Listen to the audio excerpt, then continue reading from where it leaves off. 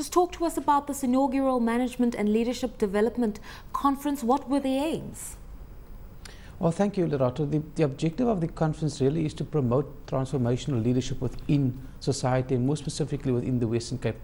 You know, we're living in a country, in a province and in a city where people are very slow to get onto the wagon of transformation. And what we did today and tomorrow was to highlight the socio-economic imperatives for why transformation should take place. All right, before we talk about issues of transformation, which are quite sensitive in the South African situation, let's talk about what it means to cultivate a leader. What approach is the BMF taking? The approach the BMF has taken is, and I think the BMF, and this may answer a number of other questions, the BMF has said, and in the Western Cape we've said, that we're going back to when the BMF was formed in 1976, when it was formed to be a home for what was then essentially black managers in a very dominant white corporate South Africa. What we're saying today in the Western Cape, and we're saying in Cape Town, is that again the BMF must become this home for managers, for leaders. And when we speak about home, what does this home do? This home wants to encourage mentorship among senior members to more junior members, and then menteeship, where junior members request mentorship from the senior members of the organization. So essentially a home for managerial development, a home for transformation, a home for encouraging leadership. I mean, obviously transformation underpins a lot of the work that's being taken at the moment, but some would argue that there's a dearth of leadership in general, and it's not specific to black managers or black leaders. And if you're going to create a leadership institute, it should be a broad church. You're correct. In fact, when one speaks about, which is why I spoke about mentorship, mentorship can only happen from a more skilled person to a less skilled person. And your more skilled person can be one of any color, race or creed. So within the BMF we are saying that when it comes to the development of leadership in general, the role models that we adopt, the mentors that we adopt must be role models and mentors which embrace the demographics of our country. So the BMF wants to become a home for that people. We are saying, in fact, Dr. Anwar Nagia was one of the presenters at the conference today, emphasized that with the brain drain which happened pre or post 1994, what is left was that we now need to go back to the more skilled people, and the more skilled people within South Africa are our white compatriots. We need to sit down with them, and we need to then encourage and promote that spirit of mentorship between those groupings. Let's talk about transformation, the perennial bugbear in South Africa's economy. Despite the policies of affirmative action, despite policies of BEE and equity, the pace is slow on a variety of levels. Is it a resistance to transformation, or we just don't have the mechanisms to effect change? I think we can agree that the pace has been slower than what we had anticipated and predicted. I think that when one speaks about transformation, we're always addressing I don't want to call it the soft issues, but the non-economic issues. When we speak about transformation today, I think we need to have a paradigm shift. We need to say that transformation becomes a macroeconomic imperative.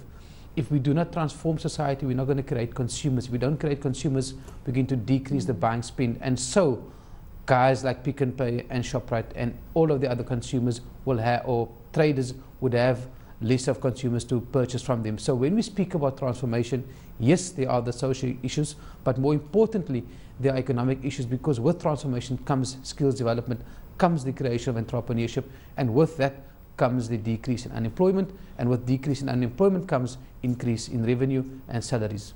All right, what's the BMF offering by way of solutions? Because we can always identify the problems in our society and issues of a history of apartheid and polarized economics and all sorts of other issues like that. But as part of the solution, what is the BMF doing to cultivate those young leaders in our society, in our boardrooms as well?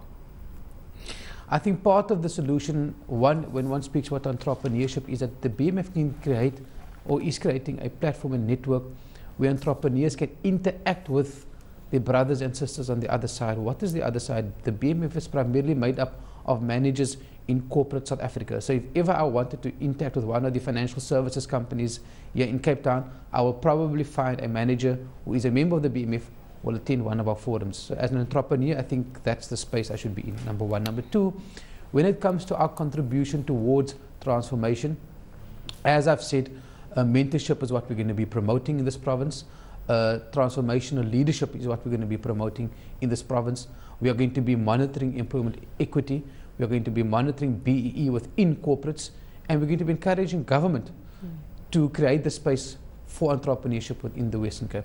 All right, as you know, we've got a guest host in studio with me, Frank Blackmore. Frank, one of the things that Mr. Wicomb said earlier on today addressing the conference was that we need to establish a society where young people are walking around with business plans, not just CVs. Young people creating businesses, creating jobs, not just looking for them. Innovation. Do you think we have enough of an entrepreneurial society? I actually think we do. And if you listen to people like Richard Branson, whatever, if you're looking for entrepreneurs, come to Africa, he says. The problem is, and I think that's what I find interesting of what went on today, is this mentorship component. We've seen this in SMMEs, we've seen it in larger businesses as well. The willingness is there, sometimes the skills are there, sometimes even the money is there, but the experience isn't there. How to use those skills, money and other resources to do business. Now, what I get from this is mentorship has a strong slant, and I think that will then fulfill that gap. If you want to open a small business, you might not need high-tech skills.